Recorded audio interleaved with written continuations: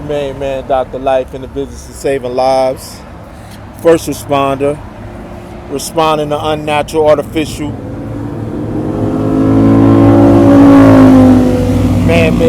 man-made disasters. I must be about my heavenly godmother's business.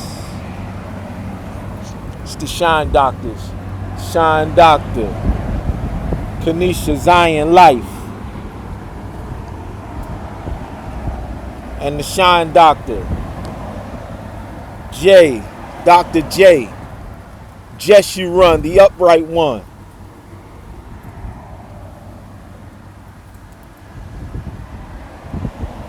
Dr. J. Damon Dr. Life. And her RPG, Shine On, RPG. That's me, the rugged prophetic ghost of alien bedrock nation. We live in this world, we not of this world. This world is not our home.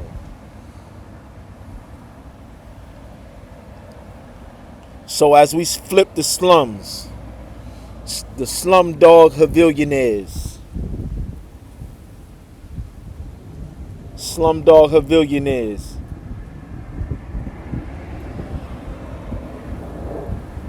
as we flip the slums, and we take those who are the least of these, our brothers and sisters, left for dead financially, left for dead on the bottom rung of a caste society.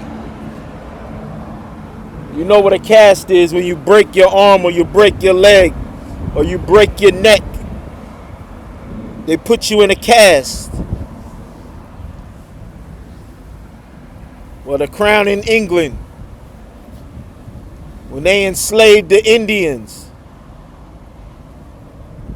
Mahatma Gandhi's people were slaughtered by England, by the British crown. They plundered them.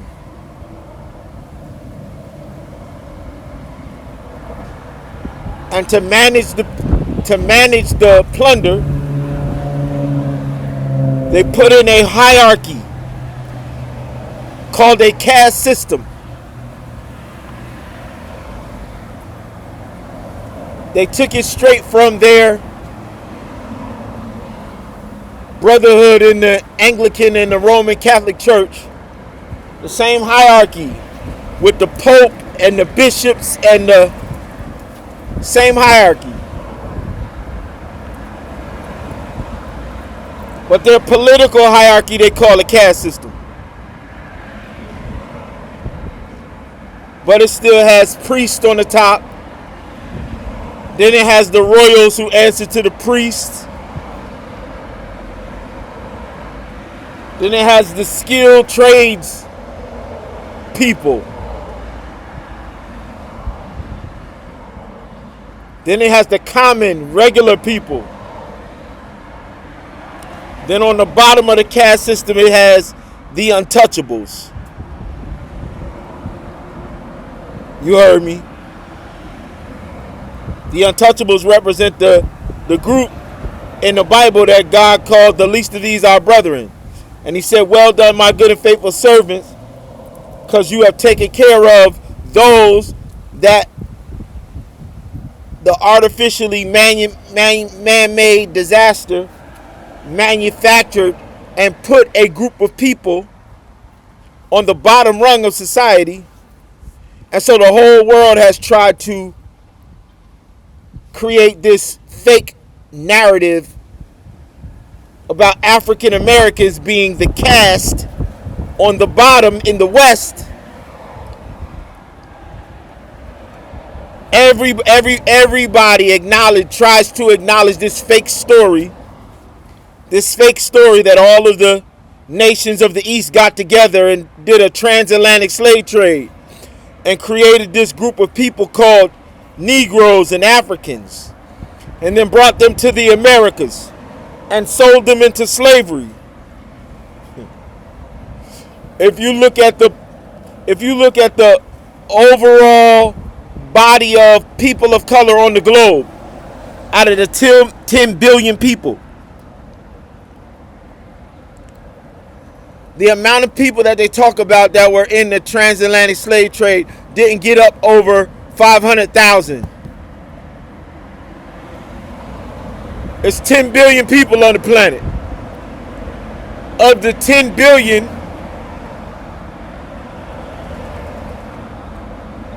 9 billion of it is people of color.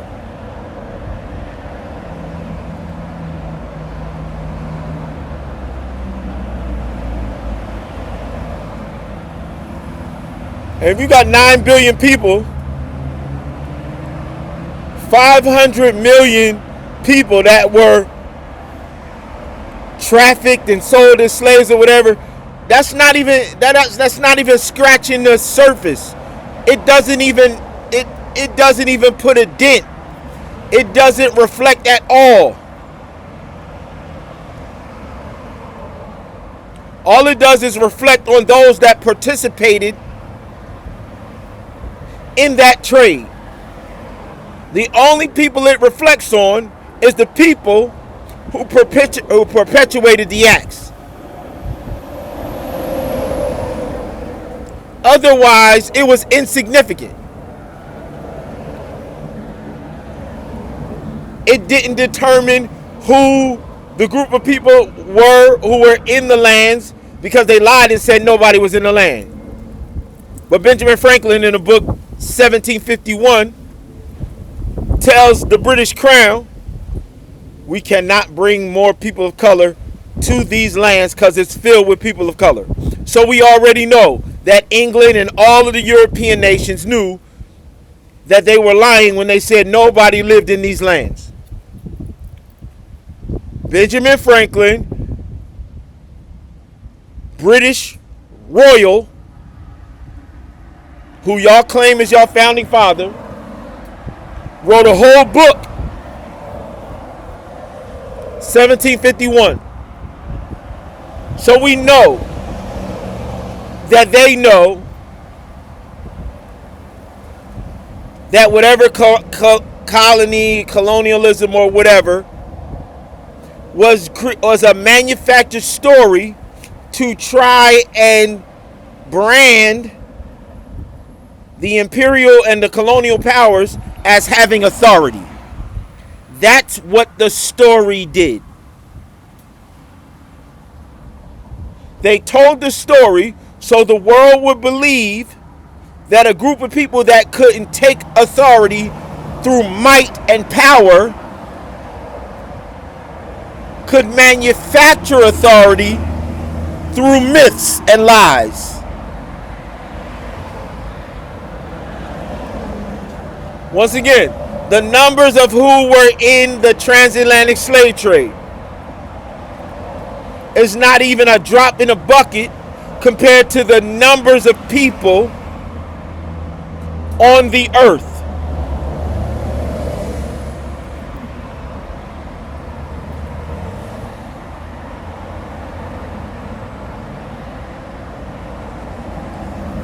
So when we say we're flipping the slums, we're saying we're destroying their caste system. We're destroying their narrative about the people in the United States of America, the people of color, in the inner city projects that the federal government created during something called the Great Migration, when they claimed Emancipation Proclamation. Mysteriously, somehow, the federal government, who knew they were going to declare to the people in the South that you were free, so in urban inner cities all over the country, the federal government invested in project housing, the Project Housing Authority, in New York, in Chicago, in New Jersey, in every inner city that then became the slums, was artificially manufactured and invested in by the federal government, who knew once the plantations were gone in the South,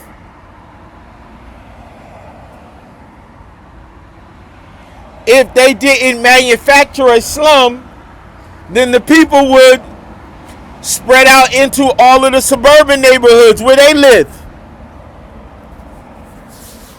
If they didn't artificially manufacture slums, when the people went up north, they would just go to whatever neighborhood had houses, right? So they did something called redlining, as well as when they built the slums, to say that the people that came up from the south, who are on the bottom of the caste system, the so-called African Americans, could not live in certain neighborhoods.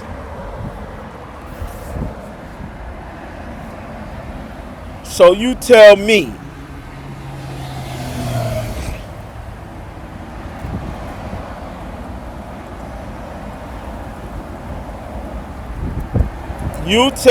how a country that prides itself on telling a narrative of the land of the free and the home of the brave did that to a certain group of people.